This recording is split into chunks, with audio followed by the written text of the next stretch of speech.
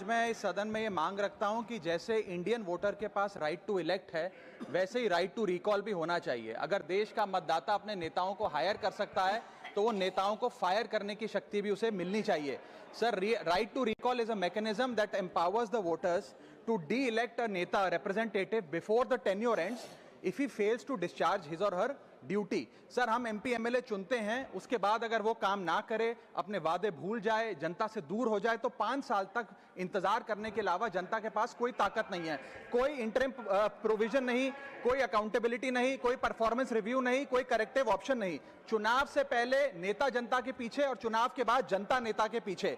और सर, 5 साल is too long a period in this day and age. अगर एक गलत फैसला गलत नेता को चुनने का लिया तो लाखों लोगों का भविष्य अंधकार में जाता है और पूरा क्षेत्र पीछे जाता है। Sir, we can trust our voters to elect. हमें अपने मतदाता पे विश्वास करना चाहिए कि वो अपनी गलती बदल भी सके राइट टू रिकॉल की ताकत से।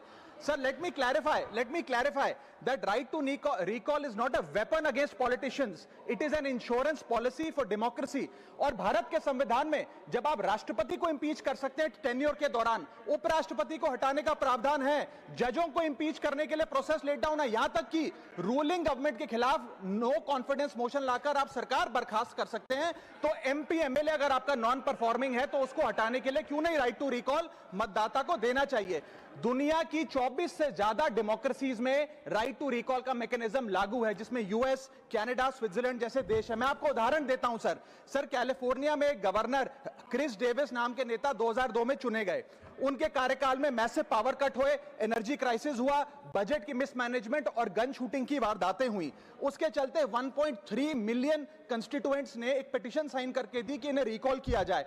वहां के चुनाव आयोग ने रिकॉल वोट कराया 7 अक्टूबर 2003 को और 55% मतदाताओं ने वोट किया कि इस नेता को बर्खास्त किया जाए।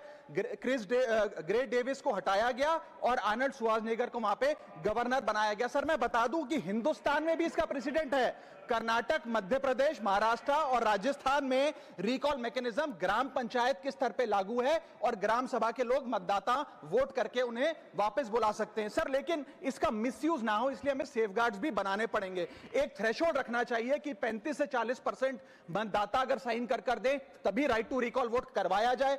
नेता को 18 महीने के लिए परफॉर्मेंस पीरियड देना चाहिए, कूलिंग ऑफ पीरियड, जिसमें उसे ना हटाया जाए। स्पेसिफिक ग्राउंड्स फॉर रिमूवल होने चाहिए ताकि फ्रिवलेस ग्राउंड्स ना हो और रिकॉल कम से कम 50% वोटों के बाद हो। ऐसा होगा तो पार्टियां भी ऐसे लोगों को टिकटें देंगी जो परफॉर्मर्स हो, ना कि नॉन परफॉर्मिंग एसेट, और भारत की डेमोक्रेसी मैच्योर होगी, सिटीजन एम्पावरमेंट बढ़ेगा and recall will give the voter the power to fix that right now. Sir, R Girirajan ji.